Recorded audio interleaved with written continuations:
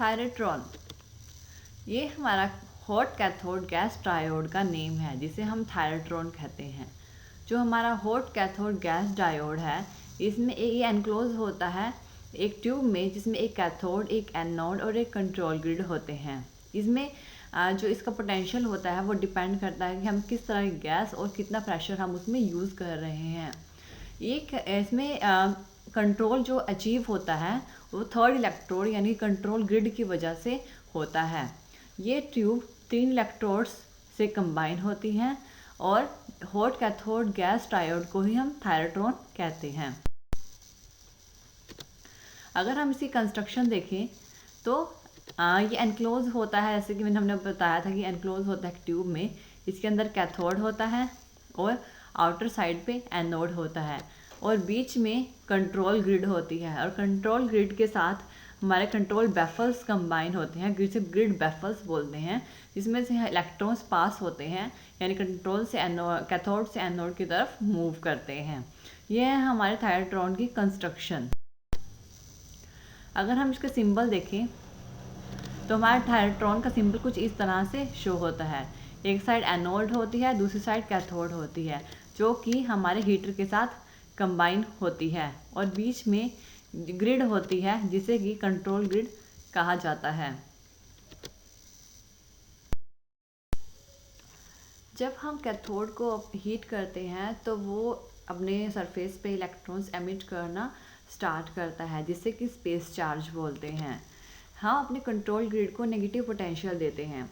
इस टाइम पे जो हमारा प्लेट करंट होता है वो सब्सटेंशियली ज़ीरो होता है, और जब हमारे जो हम कंट्रोल ग्रिड पे जो हमारा पोटेंशियल होता है उसे फर्दर रिड्यूस करते हैं, तो हमारे जो इलेक्ट्रॉन्स होते हैं वो बैफल्स में से पास होके हमारे एनोड की तरफ मूव करना स्टार्ट करते हैं।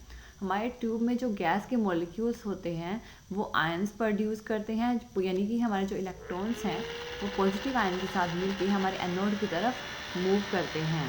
और जैसे जैसे हम कंट्रोल ग्रिड को फर्दर रिड्यूस करते हैं तो हमारे जो इलेक्ट्रॉन्स हैं वो मोर हाई स्पीड प्रोड्यूस करते हैं, यानी कि एनोड की तरफ मूव करते हैं, ग्रेजुअली राइज करते हैं, और उस पोटेंशियल को हम क्रिटिकल वोल्टेज बोलते हैं। और जिसमें इस एक टाइम पे हमारी गैस में आयनाइजेशन स्टार्ट होती है एंड प्लेट करंट राइज होता है और उसकी वैल्यू लार्ज हो जाती है। और जब हमारे जो प्लेट पोटेंशियल है वो नेगेटिव ग्रिड वोल्टेज के पर डिपेंड करती है। जो हमारे आयंस होते हैं जो गैस के, वो क्या होते हैं, वो हमारे जो थायरेट्रॉन होते हैं उसमें स्टार्ट होते हैं, जिसे क्रिटिकल ग्रिड वोल्टेज बोलते हैं। जब हमारे इलेक्ट्रॉन्स और गैस मॉलिक्यूल्स मूव करते हैं नोड की तरफ, फिर कुछ टाइम बाद हमारे जो पॉजिटिव आयंस होते हैं वो हमारे रिपेल होने लग जाते हैं, यानी कि कंट्रोल ग्रिड की तरफ वापस से मूवमेंट करने लग जाते हैं। जो गैस आयंस होते हैं वो फ्री इलेक्ट्रॉन्स और पॉजिटिव गैस आयंस के से कंबाइन होते हैं। ये आयंस नेगेटिव ग्रिड की तरफ अट्रैक्ट होते हैं, जिससे हमारी ग्रिड जो कंट्रोल ग्रिड होती है वो अपने कंट्रोल को लॉस कर देती है और ओवर द प्लेट करंट और एक गैस डायोड की तरह एक्ट करना स्टार्ट कर देती है। अगर हम थायरेट्रॉन की कैरेक्टरिस्टिक्स के बारे में बात करें, यह हमारा थायरेट्रॉन का सिंबल, जो कि हमारा एमीटर से, वोल्टेज 2 से, लोड रजिस्टर से कंबाइन है। हमारा ईबीबी हम सप्लाई देते हैं और ईसीसी हमारा ईबीबी हमारा एनोड से कंबाइन है। जो हमारा लोड है और ईबी है ये हमारा एनोड से कंबाइन होता है, और ईसीसी और वोल्टेज V1 ये हमारा कैथोड और कंट्रोल ग्रिड से कंबाइन होता है। जो हम ईबी की वोल्टेज को मेज़र करने के लिए हम V2 यानी कि V2 का यूज़ करते हैं, और EC को मेज़र करने के लिए हम V1 का यूज़ करते हैं, यानी वोल्टेज 1 का यूज़ करते हैं। और एमीटर से हमें पता लगता है कि हमारी कितनी सप्लाई प्रोड्यूस हो रही है। इसमें जो कर्व प्लॉट करते हैं एनोड वोल्टेज और क्रिटिकल ग्रिड वोल्टेज के बीच में, उसे कंट्रोल कैरेक्टरिस्टिक्स ऑफ थायरेट्रॉन कहा जाता है।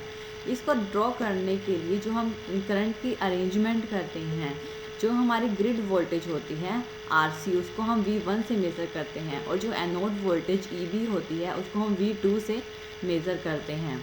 ये जो प्लेट करंट IB है उसको हम एमीटर यानी कि A से मेज़र करते हैं, और इसकी मेज़रमेंट से हम अपना ग्राफ ड्रॉ करते हैं।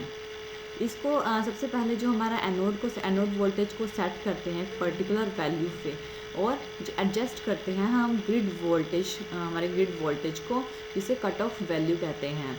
जो प्लेट करंट होता है IB वो उस टाइम पे 0 होता है, और जिसको हम एनोड वोल्टेज है जो हमारे, उसे फिक्स रखा जाता है, और ग्रिड वोल्टेज को चेंज किया जाता है टुवर्ड 0 जब तक कि हमारे ट्यूब में फायर प्रोड्यूस ना हो। और इसके बाद हम इसकी पर्टिकुलर वैल्यू को मेज़र करके हम ग्राफ ड्रॉ करते हैं, जो कि कुछ इस तरह से। अगर हम EB और EC के बीच में ग्राफ ड्रॉ करते हैं तो ग्राफ कुछ इस तरह से शो होता है, जो अपवर्ड से डाउनवर्ड डायरेक्शन में जाता है। अगर हम थायरोट्रॉन की एप्लीकेशंस के बारे में बात करें तो ये हमारा एज अ कंट्रोल रेक्टिफायर भी वर्क करता है, और एक इलेक्ट्रॉनिक स्विच की तरह भी काम करता है, जो कि ऑन ऑफ का नॉर्मल काम करते हैं। इसे हम कहते हैं थायरोट्रॉन।